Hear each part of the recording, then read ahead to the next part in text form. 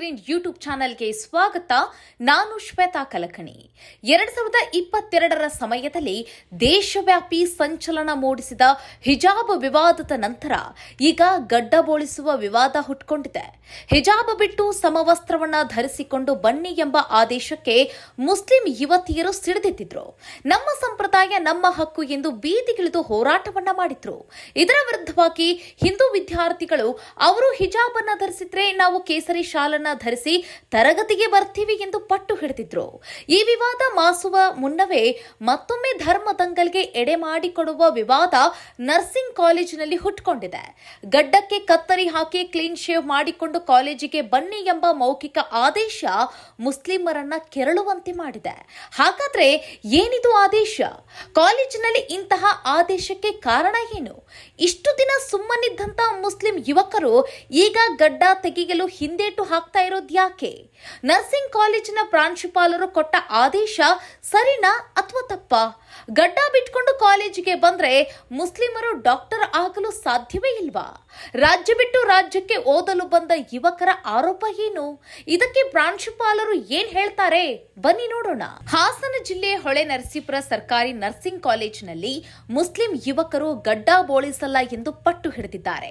ಪ್ರಾಂಶುಪಾಲರು ಗಡ್ಡ ಬೋಳಿಸಿಕೊಂಡು ಕಾಲೇಜಿಗೆ ಬನ್ನಿ, ಲ್ಯಾಬ್ಗಳಿಗೆ ಅಟೆಂಡ್ ಆಗಿ ಎಂದು ಮೌಖಿಕವಾಗಿ ಆದೇಶವನ್ನ ಕೊಟ್ಟಿದ್ದಾರೆ. ನಮ್ಮ ಸಂಪ್ರದಾಯ ನಮ್ಮ ಹಕ್ಕು, ಗಡ್ಡಕ್ಕೆ ಕತ್ತರಿ ಹಾಕಲ್ಲ, ನಾವು ಗಡ್ಡವನ್ನ ಬೋಳಿಸಿಕೊಂಡು ಬರೋದಿಲ್ಲ, ನಾವು ಹೀಗೇ ಬರ್ತೀವಿ ಅಂತ ಹೇಳಿರುವಂತ ವಿಚಾರ ಈಗ ವಿವಾದಕ್ಕೆ ಎಡೆ ಮಾಡಿಕೊಟ್ಟಿದೆ. ಇಂಥದೊಂದು ವಿವಾದ ಹಾಸನ ಜಿಲ್ಲೆಯ ಹೊಳೆನರಸೀಪುರ ಸರ್ಕಾರಿ ನರ್ಸಿಂಗ್ ಕಾಲೇಜಿನಲ್ಲಿ ನಡೆದಿದೆ. ಈ ವಿವಾದಕ್ಕೆ ಕಾರಣ ಏನು? ಬನ್ನಿ ನೋಡೋಣ. ಕಾಲೇಜಿಗೆ ಶಿಸ್ತಿನಿಂದ ವಿದ್ಯಾರ್ಥಿಗಳು ಬರಬೇಕು. ಅದರಲ್ಲೂ ನಮ್ಮದು ನರ್ಸಿಂಗ್ ಕಾಲೇಜು ಆಗಿರುವಂತ ಕಾರಣಕ್ಕಾಗಿ ಶಿಸ್ತು ಮತ್ತು ಸ್ವಚ್ಛತೆ ಇಲ್ಲಿ ಬಹಳ ಮುಖ್ಯ ಆಗುತ್ತೆ. ಅಷ್ಟೇ ಅಲ್ಲ, ಗಡ್ಡ ಬಿಟ್ಕೊಂಡು ಲ್ಯಾಬ್ ಒಳಗೆ ಬಂದುಬಿಟ್ರೆ ವಿದ್ಯಾರ್ಥಿಗಳಿಗೆ ತೊಂದರೆ ಆಗುತ್ತೆ ಎಂದು ವಿದ್ಯಾರ್ಥಿಗಳಿಗೆ ಪ್ರಾಂಶುಪಾಲರು ಮೌಖಿಕವಾಗಿ ಈ ರೀತಿ ಆದೇಶವನ್ನ ಕೊಟ್ಟಿದ್ದಾರೆ. ಈ ಆದೇಶ ಮುಸ್ಲಿಂ ಯುವಕರಿಗೆ ಮಾತ್ರ ನಾವು ಹೇಳಿಲ್ಲ, ಕಾಲೇಜಿಗೆ ಬರುವಂತಹ ಪ್ರತಿಯೊಬ್ಬ ವಿದ್ಯಾರ್ಥಿಗಳಿಗೂ ಕೂಡ ಈ ಆದೇಶವನ್ನ ನಾವು ಹೇಳಿದ್ದೀವಿ ಅಂತ ತಿಳಿಸಿದ್ದಾರೆ. ಆದರೆ ಇಷ್ಟು ದಿನ ಕಡಿಮೆ ಮುಸ್ಲಿಂ ವಿದ್ಯಾರ್ಥಿಗಳು ಇದ್ದಂತ ಕಾರಣಕ್ಕಾಗಿ ಪ್ರಾಂಶುಪಾಲರು ಕೊಟ್ಟಂತ ಆದೇಶವನ್ನೆಲ್ಲ ಫಾಲೋ ಮಾಡ್ತಾ ಇದ್ರು. ಈಗ ಕಾಲೇಜಿನಲ್ಲಿ 13 ಜನ ಮುಸ್ಲಿಂ ಯುವಕರು ಇರುವಂತ ಕಾರಣಕ್ಕಾಗಿ ಆದೇಶಕ್ಕೆ ವಿರೋಧವನ್ನ ಪಡಿಸಿ ಹೋರಾಟಕ್ಕೆ ಮುಂದಾಗಿದ್ದಾರೆ ಎನ್ನುವುದು ಪ್ರಾಂಶುಪಾಲರ ಮಾತಾಗಿದೆ. ಇಷ್ಟು ದಿನ ಸುಮ್ಮನೆ ಇದ್ದಂತಹ ಮುಸ್ಲಿಂ ಯುವಕರು ಈಗ ದಂಗೆ ಇದ್ದಿದ್ದು ಯಾಕೆ? ಬನ್ನಿ ನೋಡೋಣ. ಹಾಸನದಲ್ಲಿ ಒಟ್ಟು 2 ಸರ್ಕಾರಿ ನರ್ಸಿಂಗ್ ಕಾಲೇಜುಗಳಿವೆ. ಒಂದು ಹಾಸನದಲ್ಲಿ, ಮತ್ತೊಂದು ಹೊಳೆ ನರಸೀಪುರದಲ್ಲಿದ್ರೆ, ಹೊಳೆ ನರಸೀಪುರದಲ್ಲಿ ಮೊದಲನೇ ವರ್ಷಕ್ಕೆ 60 ವಿದ್ಯಾರ್ಥಿಗಳಿಗೆ ಅವಕಾಶ ಇರುತ್ತೆ. ವಿಶೇಷ ಮಿತ್ರ ಅಡಿಯಲ್ಲಿ PMSS ಅಂದ್ರೆ ಪ್ರಧಾನಮಂತ್ರಿ ಅವರ ವಿಶೇಷ ಯೋಜನೆ ಅಡಿಯಲ್ಲಿ ಜಮ್ಮು ಕಾಶ್ಮೀರದ ವಿದ್ಯಾರ್ಥಿಗಳಿಗೆ ಅವಕಾಶ ನೀಡಲಾಗುತ್ತೆ. ಪ್ರತಿ ವರ್ಷ ಇಲ್ಲಿ 6 ಜನ ವಿದ್ಯಾರ್ಥಿಗಳಿಗೆ ಈ ಯೋಜನೆ ಅಡಿಯಲ್ಲಿ ಅಂದ್ರೆ ಈ ಹೊಳೆ ನರಸೀಪುರ ನರ್ಸಿಂಗ್ ಕಾಲೇಜ್ ನಲ್ಲಿ ಬಂದು ಅಡ್ಮಿಷನ್ ತೆಗೆದುಕೊಂಡು ಇಲ್ಲಿ ಓದಲು ಅವರಿಗೆ ಅವಕಾಶ ಇರುತ್ತೆ. ಇಲ್ಲಿವರೆಗೂ ಈ ಯೋಜನೆ ಅಡಿಯಲ್ಲಿ ಒಟ್ಟು 13 ಜನ ಯುವಕರು ಕಾಲೇಜಿನಲ್ಲಿ ವಿದ್ಯಾಭ್ಯಾಸವನ್ನ ಮಾಡ್ತಾ ಇದ್ದಾರೆ. ಈ ವರ್ಷ ಕಾಲೇಜಿನಲ್ಲಿ ಹೆಚ್ಚು ವಿದ್ಯಾರ್ಥಿಗಳು ಗಡ್ಡ ಬಿಟ್ಕೊಂಡು ಕಾಲೇಜಿಗೆ ಹಾಜರಾಗ್ತಾ ಇರೋದು ಮತ್ತೆ ಲ್ಯಾಬ್ಗಳಿಗೆ ಅಟೆಂಡ್ ಆಗ್ತಾ ಇರೋದು ಅಶಿಸ್ತಿಗೆ ಕಾರಣವಾಗ್ತಾ ಇದೆ. ಹೀಗಾಗಿ ಪ್ರಾಂಶುಪಾಲರು ಗಡ್ಡ ಬೋಳಿಸಿಕೊಂಡು ಬನ್ನಿ ಎಂದು ಮೌಖಿಕವಾಗಿ ಆದೇಶವನ್ನ ನೀಡಿದ್ದಾರೆ.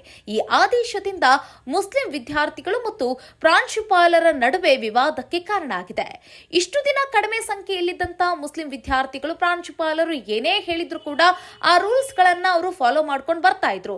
ಈಗ ಮುಸ್ಲಿಂ ವಿದ್ಯಾರ್ಥಿಗಳ ಸಂಖ್ಯೆ 13ಕ್ಕೆ ಏರಿರುವ ಕಾರಣಕ್ಕಾಗಿ ಮುಸ್ಲಿಂ ವಿದ್ಯಾರ್ಥಿಗಳು ಎಲ್ಲರೂ ಸೇರಿ ಒಗ್ಗಟ್ಟಾಗಿ ನಿಂತ್ಕೊಂಡು ನಮ್ಮ ಸಂಪ್ರದಾಯ ನಮ್ಮ ಹಕ್ಕು, ನಮ್ಮ ಸಂಪ್ರದಾಯದಲ್ಲಿ ಗಡ್ಡ ಬಿಡುವ ಸಂಪ್ರದಾಯ ಇದೆ, ಸೊ ಹೀಗಾಗಿ ನೀವು ಹೇಳಿರುವ ಹಾಗೆ ಗಡ್ಡಕ್ಕೆ ನಾವು ಕತ್ತರಿ ಹಾಕುವುದಿಲ್ಲ, ಗಡ್ಡ ಬೋಳಿಸಿಕೊಂಡು ನಾವು ಬರೋದಿಲ್ಲ ಅಂತ ಹೇಳಿ ಪಟ್ಟು ಹಿಡಿದಿದ್ದಾರೆ. ಇಷ್ಟಕ್ಕೆ ಸುಮ್ಮನಾಗದಂತ ವಿದ್ಯಾರ್ಥಿಗಳು ತಮ್ಮ ಎಕ್ಸ್ ಖಾತೆಯಲ್ಲಿ ರಾಜ್ಯದ ಸಿಎಂ ಸಿದ್ದರಾಮಯ್ಯ ಅವರಿಗೆ ಮತ್ತು ಜಮ್ಮು ಕಾಶ್ಮೀರದ ಸಿಎಂಗೆ ಹಾಗೆ ಜಮ್ಮು ಕಾಶ್ಮೀರ ಸ್ಟೂಡೆಂಟ್ ಅಸೋಸಿಯೇಷನ್ಗೆ ಮನವಿಯನ್ನ ಮಾಡಿದ್ದಾರೆ, ಟ್ವೀಟ್ ಮಾಡಿದ್ದಾರೆ. ಈ ಕೂಡಲೇ ನೀವು ಮಧ್ಯಪ್ರವೇಶಿಸಬೇಕು, ಸಮಸ್ಯೆಯನ್ನು ಬಗೆಹರಿಸಬೇಕು ಅಂತ ಹೇಳಿ ಮನವಿ ಮಾಡಿದ್ದಾರೆ.